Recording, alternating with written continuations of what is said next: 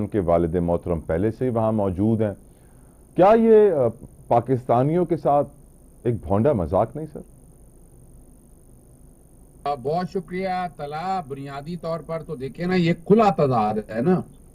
यानी दो चीजों को समझिएगा। वजह ये क्या है कि जो उनके आसपास या कोई लोग बैठे कह रहे हैं कि जनाब पाकिस्तान में तो ये गला खराब हो जाना था, स्मोक ऐसी हालात हैं, तो इसलिए यहाँ से जाने का मकसद ही ये है।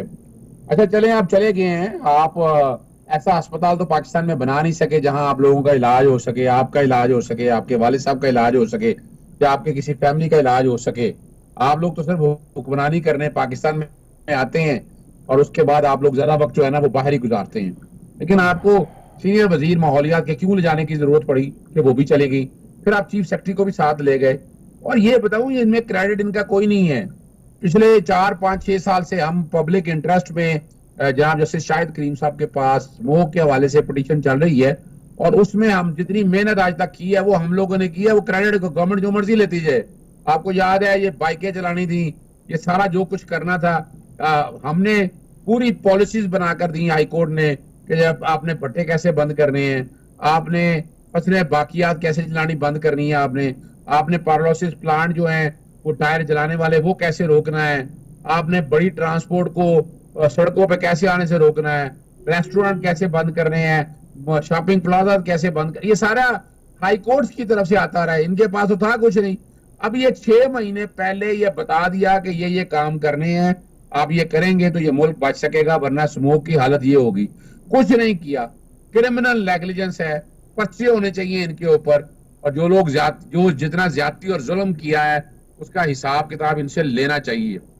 लेकिन क्या किससे लें कि वो तो बैठे गए हुए हैं जिनेवा में, हवा ठंडी ले रहे हैं, मौसम एंजॉय कर रहे हैं, और उनको आवाम से क्या ताल्लुक। और हम तो बहुत पहले दिन से कहते आए हैं कि इनका आवाम से कोई लेना देना नहीं है। अगर आवाम से लेना देना होता तो जदादें और सारे इंटरेस्ट जो है वो पाकिस्तान के अंदर होते।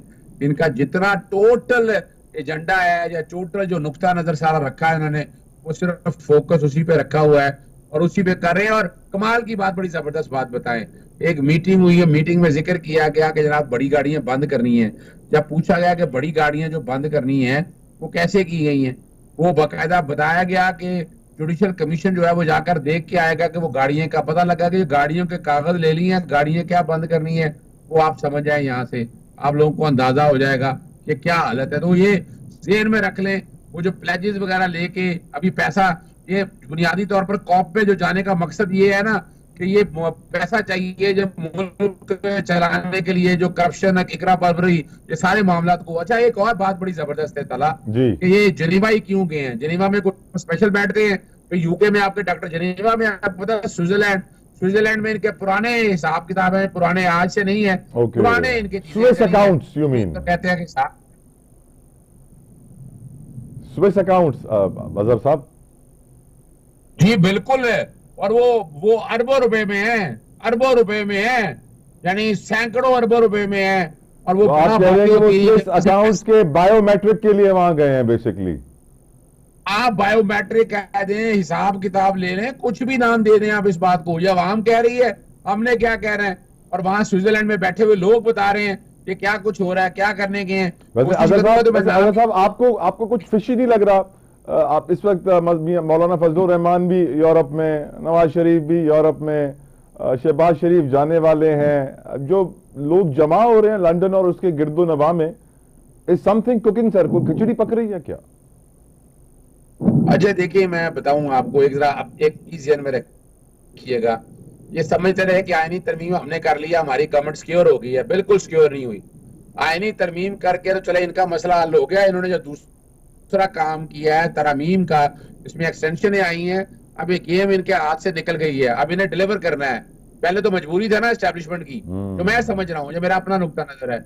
अब तो इन्हें डिलीवरेंस देनी है, और ये डिलीवरेंस गालबन दे नहीं पाएंगे, ये भी मैं बता दूं आपको। नजर नहीं आ रहा कि ये डिलीवरेंस दे पाएंगे। अल्टीमेटली जो है वो प्रेशर आना है आम आदमी के ऊपर, और उन चीजों को सामने रखते हुए अब क्या होगा इनके पास। अब उन्होंने एक्सटेंशन वाला मामला कर तो लिया है। नवाज शरीफ इसलिए वक्त से पहले निकल गए, आसिफ अली जरदारी साहब यहाँ नहीं थे, मौलाना फजलुर रहमान भी अब चले गए हैं, कि वहां बैठ कर देखना है कि अब करना क्या है। यानी ये ना हो कि गवर्नमेंट आज गिरा दी जाए और बाकायदा जो है वो फॉर्म 45 और 47 का रिजल्ट सामने ना आ जाए, तो ये कैसे जिएंगे, कैसे रहेंगे? तो वो चीजें सारी